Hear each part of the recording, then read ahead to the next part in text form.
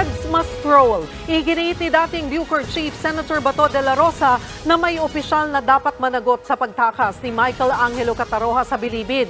Malaking kahihiyan at tinawag pang mortal sin ng opisyal na may nakatakas daw sa maximum security compound. Nasa frontline ng balitang yan, si Gary De Leon.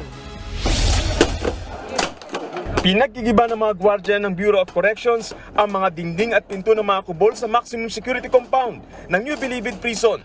Naghigpit si Bucor Chief Gregorio Catapang Jr. kasabay ng pagbaba. Naghigpit siya kasi napahiya na siya eh. Yan ang totoo dyan.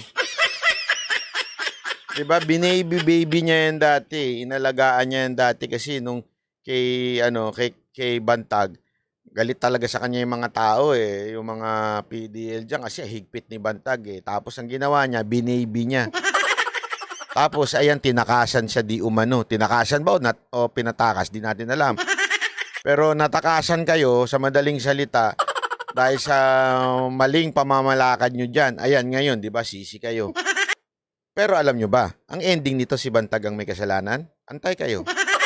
Antay kayo, ha? Balik ang nakatakas na inmate na si Michael Angelo Cataroha. 24/7 na raw ang surveillance sa bawat galaw ng mga inmate. Yun sa nagsabing chauvinist, nagjo-joke lang po ako. Kung hindi ka makagets ng joke tungkol sa babaeng driver, ewan ko sa'yo. Lalagay na ako ng CCTV para 24 hours, alam ko kung anong ginagawa nila. Nagsusugal ba sila, natutulog, nag-aaral, nanonood ng TV, di ba? Oo, hingi kang budget para sa CCTV, di ba? Budget na naman yan.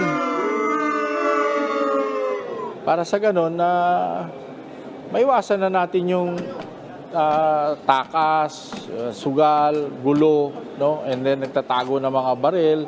Sabi ko nga, ngayon, pag may nakuhang illegal paraphernalias, kakasuhan yung PDL o imbestigahan yung PDL, and then pati yung gwardya. Eh bakit din nalang pakulong yung PDL? Joke lang ha, joke lang. Baka may maniwala na naman. Yung iba dyan, yung pati joke, masyadong... Ewan ko sa inyo. Idinitay naman ni Cataroha kung paano siya nakapuslit palabas ng maximum security compound ng Bilibid. Kwento niya, sumiksik siya sa ilalim ng truck sa basura noong July 7. Alas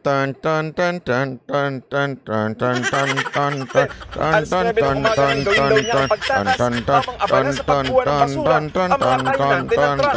Pero ang kwento niya, hindi bumenta sa Bucor. Wow, mali na naman tayo. Baka niloloko niya tayo. So yung credibility niya, malaki ang questions.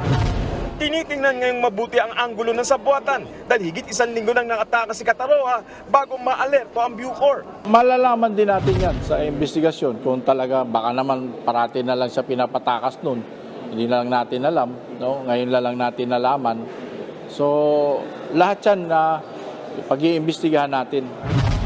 Ayon sa Bucor, umabot sa 439 na nakatakas na inmate sa lahat ng penal colony sa bansa mula 2019. Naks. Ayan na, yan na yung press release eh. Ha?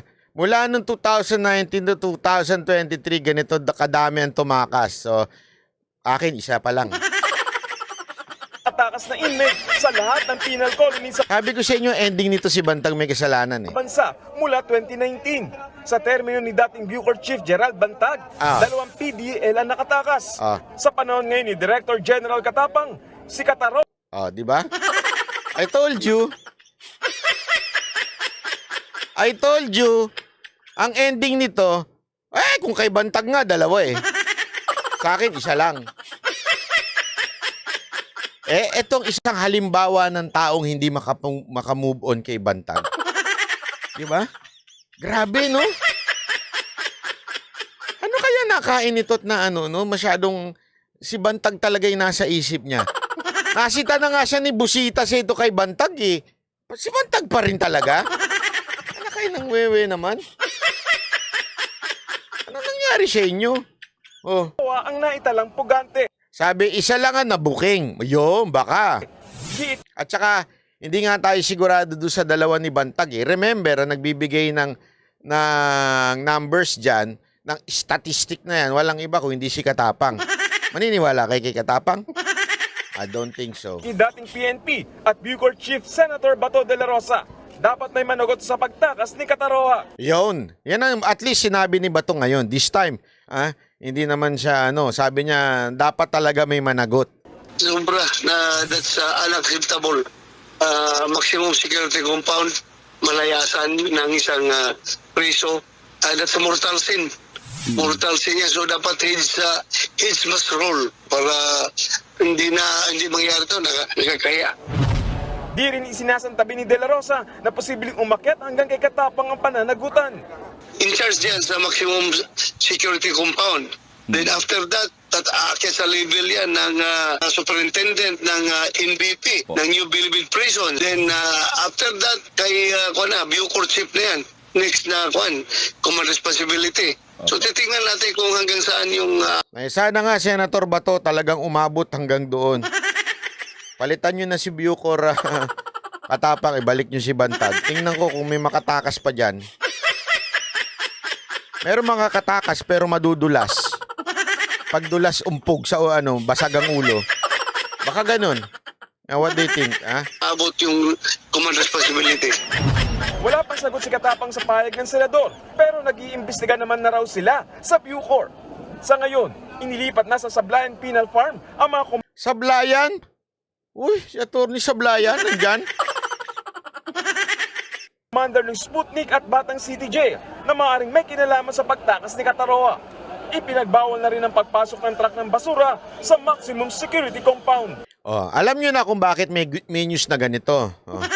Nagpatawag ng media. Sabi, media! Alik kayo, may merienda. Ay, may merienda tuloy. Kala ko merienda. Media! Meron tayong bagong press release ngayon. Gigibain na namin yung mga kahoy-kahoy dito sa mga kubol. Mga preso, gibain nyo na. Gawin nyo na lang uli mamaya. Ibalik nyo na lang uli mamaya. Gibain na. Giba naman sila. Sige na, kasundan na nga natin to. Nang matahimik na ito. Gini ba? Chigis, chigis, chigis. Tapos babalik na lang uli mamaya. Pagkagiba, sinabi? Ito, ang dami ng tumakas at nung panahon ni Bantag, 2. Sa akin, 1.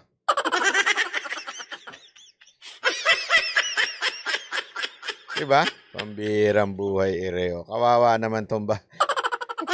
Kaya wala nangyayari dyan sa Bucor Kaya kayo nagaganyan Senator Bato de la Rosa, sana naman po talagang panagutin nyo yung pinakapinuno dyan. Kasi panay palusot Di ba?